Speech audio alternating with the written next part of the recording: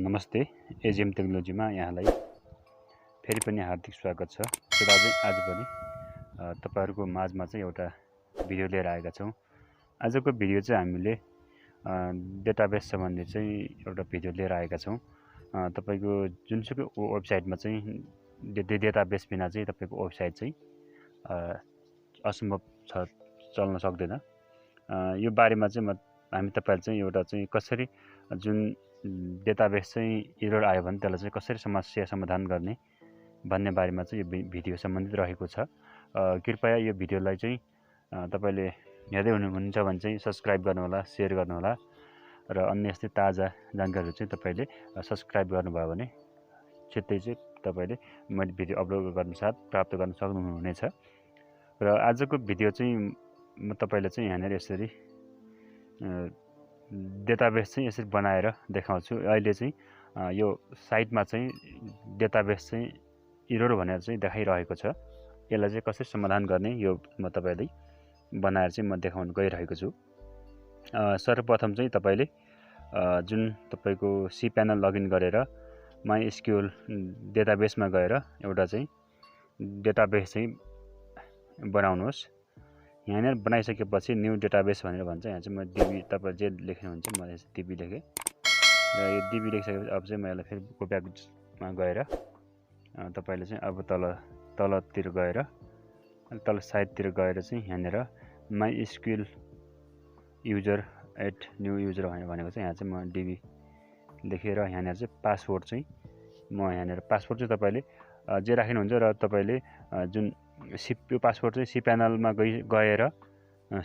गएर तपाईले फाइल म्यानेजरमा गएर कुन डोमेनको डोमेन नाम छानेर त्यहाँ चाहिँ wp कन्फिगमा गएर तपाईले चाहिँ यस्तो चाहिँ चेन्ज गर्नुहुन्छ। त्यो पासवर्ड चाहिँ मैले त्यो पासवर्ड चाहिँ यहाँ राखिसकेको छु।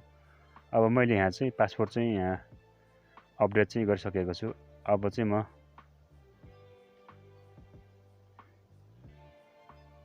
तल आएर यहाँनिर क्लिक गर्छु। म यहाँनिर क्लिक गरिसकेपछि अब चाहिँ यहाँ चाहिँ म अलमा चाहिँ टिक लाउँछु। यसरी यहाँ अलमा एकचोटि टिक लाउनुहोस्। टिक लगाएर यहाँ तल चाहिँ मेक चेन्जमा चाहिँ क्लिक गर्नुहोस्। यो चाहिँ सक्सेसफुली चाहिँ यो चेन्ज चाहिँ भइसकेको छ। यसरी अब यो चेन्ज भइसकेपछि म फेरि ब्याक जान्छु। ब्याक गएर चाहिँ यसलाई चाहिँ म पहिले सबभन्दा पहिले यसलाई म चेन्ज गर्छु। यसलाई चाहिँ म यहाँनिर पेस्ट गर्छु। यो चाहिँ म नोटप्याडमा चाहिँ तपाईको यो चाहिँ पछिसम्म पनि आवश्यक पर्न सक्छ। त्यही भएर तपाईले यसलाई चाहिँ लेखेर राख्नु होला। यसरी यो चाहिँ म चाहिँ यो भाइरल ड्याट भन्ने डोमेन छ, त्यो डोमेनको चाहिँ म चाहिँ यहाँनिर यो बनाउन गइरहेको छु। अब चाहिँ म यहाँनिर यो जुन डेटाबेस काम चाहिँ लगभग सकिएको छ। यसरी म चाहिँ सबै यो सारेर हेर्छु। अब चाहिँ PHP माई एडमिनमा चाहिँ तपाईले माइएसक्यूएल डेटाबेस चाहिँ इम्पोर्ट अथवा एक्सपोर्ट तपाईको इम्पोर्ट गर्नुपर्छ। यहाँ चाहिँ म यहाँनिर आउँछु। PHP माई एडमिनमा आएर अब चाहिँ यहाँनिर म एउटा चाहिँ जुन अघि चाहिँ मैले बनाएको छु डेटाबेस चाहिँ त्यहाँनिर देखिनेछ। अब यहाँनिर wp कन्फिगमा आएर अब चाहिँ यहाँ एडिटमा आएर तपाईले चाहिँ जुन अघि सुरुमा चाहिँ राख्नु भएको थियो त्यो पासवर्ड चाहिँ तपाईले यहाँनिर राख्नु होला।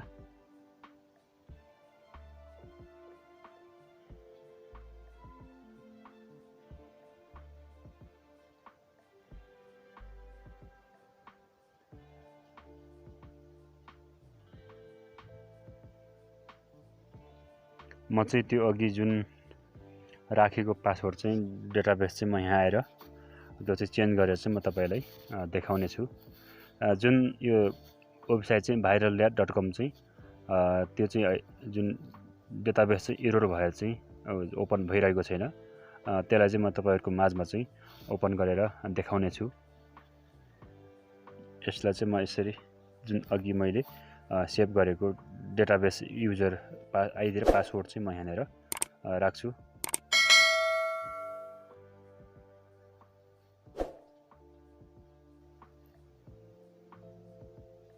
यसलाई चाहिँ म रिनेम गर्छु। यो तपाईँ चेन्ज गर्दाखेरि चाहिँ ध्यान दिनु होला, अलिकति तपाईँको एउटा अक्षर चाहिँ केही तलमाथि भयो भने तपाईँको साइटमा चाहिँ समस्या आउन सक्छ। त्यही भएर ध्यान दिएर चाहिँ केयरफुल रहेर चाहिँ यसलाई चाहिँ अपडेट गर्नु होला। अब चाहिँ म यहाँ आएर चाहिँ यहाँ यसलाई चाहिँ म चेन्ज गर्छु। यो चाहिँ म सेभ चेन्ज गर्छु, सबमा चेन्ज गरिसकेपछि ओके गर्छु। ओके गरिसकेपछि यसलाई चाहिँ म फेरि ब्याकमा जान्छु। ब्याकमा आइसकेपछि यसलाई चाहिँ म यसलाई रिफ्रेस गर्छु, रिलोड गर्छु। अब चाहिँ म सायद लेखेछु यस्तो समस्या आएको थियो। अब चाहिँ म यसलाई चाहिँ रिफ्रेस गरेर चाहिँ म तपाईँलाई देखाउने छु। हेर्नुहोस्, अहिले चाहिँ यस्तो खालको चाहिँ देखाएको छ। जुन PHP माई एडमिनमा चाहिँ तपाईँको डेटाबेस चाहिँ अपलोड चाहिँ भइसकेको छैन, इम्पोर्ट चाहिँ भइसकेको छैन। त्यही भएर यस्तो खालको देखाएको छ। अब चाहिँ म यहाँनिर आएर चाहिँ जुन माइस्कुल डेटाबेस चाहिँ म त्यहाँ अपलोड गरेर देखाउने छु। अब चाहिँ यहाँ आउँछु म चाहिँ PHP माई एडमिनमा। यहाँ आएर चाहिँ डेटाबेस चाहिँ तपाईँले ओपन गर्न सक्नुहुन्छ यहाँनिर आएर। अब चाहिँ यहाँ आएर तपाईँको जुन अघि चाहिँ तपाईँले सुरुमा बनाएको जुन डेटाबेस चाहिँ यहाँनिर देखाउनेछ, यो नामको रहेको छ। यसलाई रिफ्रेस गरेर म चाहिँ माइस्कुल डेटाबेस चाहिँ इम्पोर्ट गर्छु। इम्पोर्ट गरिसकेपछि यो अपलोड हुनु चाहिँ केही टाइम लाग्छ, भिडियो लामो हुने भएको कारणले गर्दाखेरि म चाहिँ भिडियोलाई चाहिँ केही पज गरेर चाहिँ यसलाई चाहिँ म अपलोड गरेर देखाउने छु। डेटाबेस नाम चाहिँ के राख्नु भएको छ त्यो चाहिँ हेरेर तपाईँले यसरी यसलाई चाहिँ छान्नुहोस्। यो चाहिँ नम्बरमा चाहिँ यसरी यसलाई छानेर अब यसलाई चाहिँ म स्क्रल डाउन गरेर गोमा क्लिक गर्छु, अरू केही नगरेर। यो चाहिँ अपलोड हुन चाहिँ तपाईँको केही लङ टाइम नै लिने गर्छ। त्यही भएको कारणले गर्दाखेरि मैले चाहिँ यसलाई पज गरेर तपाईँको माझमा चाहिँ भिडियो धेरै लामो हुने भएको कारणले गर्दाखेरि जम्मा 8 मिनटको भिडियो चाहिँ बनाएको छु।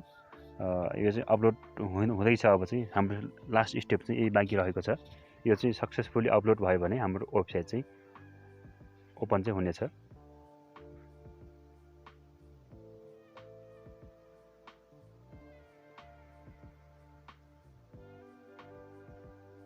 अपलोडमा चाहिँ केही समय चाहिँ यसले लिने गर्छ। यो चाहिँ तपाईँले धैर्य गर्नु। म चाहिँ भिडियो चाहिँ पज गरेको छु। अब चाहिँ लगभग थोरै टाइम छ। अब चाहिँ अपलोड हुँदैछ। यसलाई चाहिँ म फेरि एकपटक रिफ्रेस गरेर चाहिँ यो चाहिँ अपलोड भयो भने रिफ्रेस गरिसकेपछि तपाईँको माझमा चाहिँ त्यो साइट चाहिँ ओपन हुनेछ।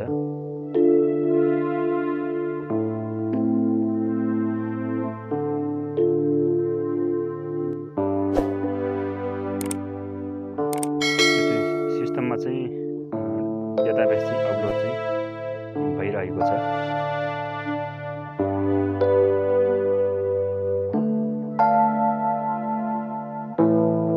अहिले चाहिँ यो चाहिँ सफलतापूर्वक अपलोड चाहिँ भएको छ। यो viral.com चाहिँ यसरी चाहिँ मैले डेटाबेस चाहिँ अपलोड चाहिँ गरिसकेको छु। र अन्य यस्तै भिडियोको लागि चाहिँ हाम्रो च्यानललाई सब्सक्राइब गर्नुहोला र नजिक रहेको घन्टी पनि